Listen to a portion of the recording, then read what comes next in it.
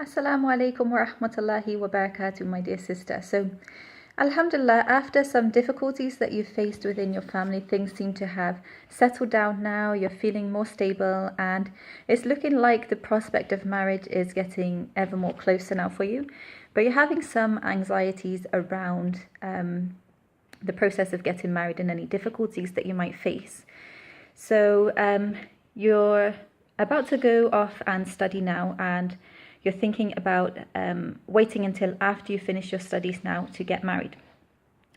So first of all, I just want you to think about the dangers that come with a long engagement. Not necessarily dangers as such, but just realize that whilst you're not yet actually married during this time, neither of you would be actually obliged to one another. So even if you do agree to get married, with the engagement, you don't actually have to.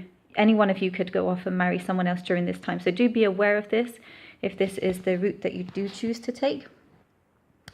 But I understand at the same time that you do want to be stable and you want to complete your studies first before committing yourself to a marriage, because you feel that you'll be in more of a stable position to do so at this point. And this is understandable as well. But do also remember that marriage is what provides you with this protection. It provides you with safety, and it provides you with so many benefits as well. So it is possible to get married whilst you're studying as well. So this is something that you could think about as well. But at the same time, I know you say that your family feel that they should be responsible for paying your fees whilst you're studying, and you don't want his family to feel like they are obliged to be the ones paying the fees if you are to get married whilst you're studying.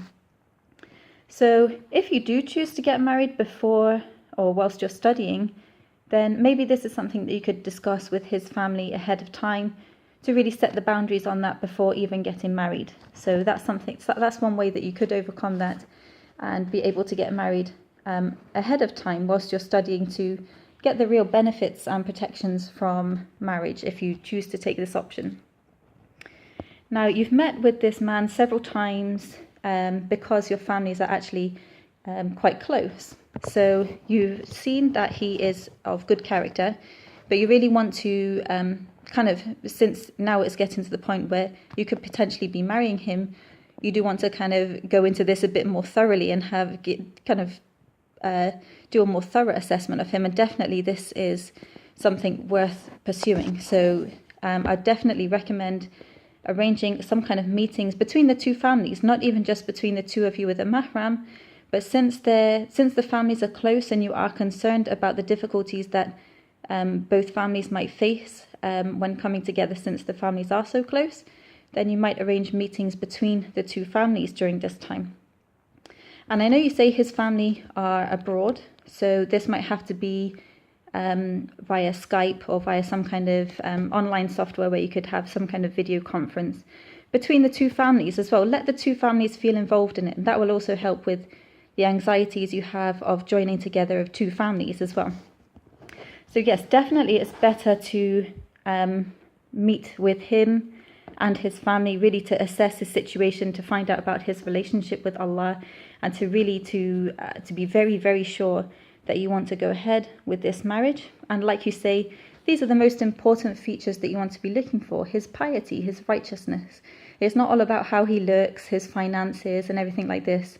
The most important thing is to be looking at his character and his piety and righteousness as a Muslim. So these are things that you can be looking for in these meetings.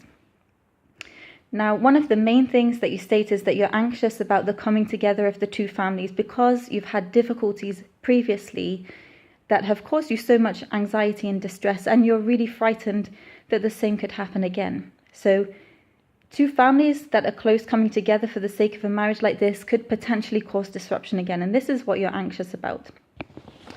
And you've seen the negative consequences of this firsthand for yourself. So you don't want to go through this again. So you really want to make sure that this is the right thing that you're doing and you're not going to face any trouble. So like I said, one of the most important things you can do is to be having meetings between the two families. Let both families feel involved in the process. Don't exclude one family or the other, or one person or the other. Involve everybody in the process. Let everybody feel like they are part of it.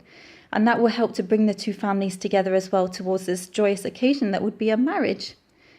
So this is one way that you can help your own self regarding your own anxieties as well, and to make sure that everything runs as smoothly as possible as well. And obviously you can be praying istikhara during this time as well, to ask Allah to guide you, that if it's right, if this marriage is meant to be, then it will happen for you and it will go well and everything will be fine. And if it's not, then the obstacles will get in the way and you won't be able to get married anyway. So do pray istikhara. Ask Allah to guide you to make the best decision for you and your potential spouse in the future, inshallah.